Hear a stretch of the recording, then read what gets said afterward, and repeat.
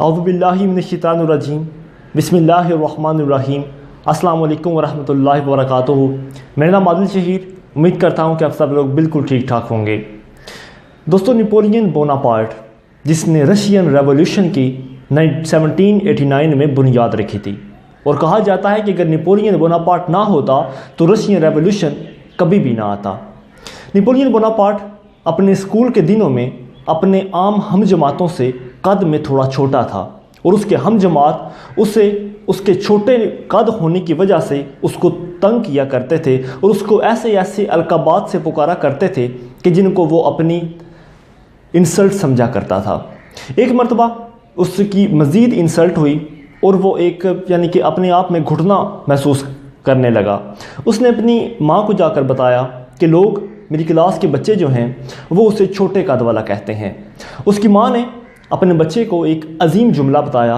उसने कहा कि मेरे बच्चे, तुम अपने छोटे कद को अपने किरदार की मार से बुलंदी अता करो, क्योंकि अगर तुम अपने कद को छोटा ही रहने दो और अपने किरदार को बुलंद कर लोगे तो लोग तुम्हारे कद की बजाय तुम्हारे किरदार पर ज़्यादा तवज्जो देंगे। यानी तुम अपने कद की पर तवज्जो करने की बजाय अपने किरदार को इतना मजबूत बनाओ कि लोग तुम्हारी मिसालें पेश करें। और आज इसीलिए मैं आपके सामने उसकी मिसाल पेश कर रहा हूँ। नेपोलियन बोनापार्ट ने 1805 में रशिया और अमेरिका के ऊपर हमला करने का सोचा, लेकिन इससे पहले वो ऑस्ट्रिया और जर्मनी को भी फतह करना चाहता था।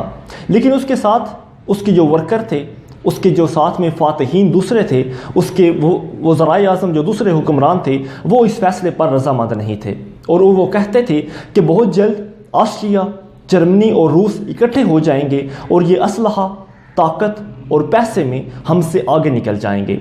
नेपोलियन बोनापार्ट ने उन तमाम मकतबा फ़िक्र को रखने वाले, ऐसी सोच रखने वालों को इकट्ठा किया और उनसे कहा और उनसे पूछा कि तुम मुझे ये बताओ कि हमें ऑस्ट्रिया और जर्मनी पर हमला क्यों नहीं करना चाहिए। उन्होंने कहा क्योंकि ये दोनों मुल्क हमसे तगड़े भी हैं, हमसे मजबूत भी हैं, इनकी मईशत भी हमसे आगे है और इनकी फ़ौज भी हमसे आगे है। नेपोलियन बोनापार्ट ने कहा कि नहीं, वो आगे नहीं, हम पीछे हैं, बल्कि वो ताकतवर नहीं बल्कि हम कमज़ोर हैं।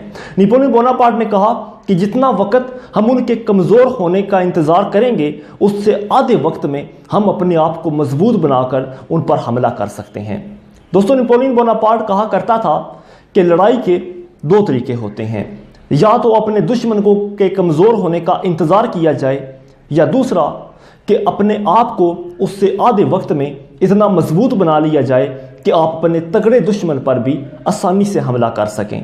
और नेपोलियन बोनापार्ट दूसरे मकतबा फ़िक्र से ताल्लुक़ रखने वाला इंसान था। दोस्तों, हमारी ज़िंदगी भी ऐसे कई मामलात से, ऐसे कई रेवोल्यूशन से होकर गुजरती है, और हमें भी जो हमारे आने वाले गोल्स, हमारे दुश्मन या ऐसे लोग या ऐसे काम या ऐसे बॉस जो हमें अपने आप से मजबूत महसूस होते हैं, अगर हम मेहनत करें तो हम आधे वक्त में उनसे ज़्यादा मजबूत होकर अपना किरदार ज़्यादा बुलंद कर सकते हैं। आप भी उस नेपोलियन बोनापार्ट जैसी सोच रखें तो ज़िंदगी में कभी नाकाम नहीं होंगे। बहुत शुक्रिया।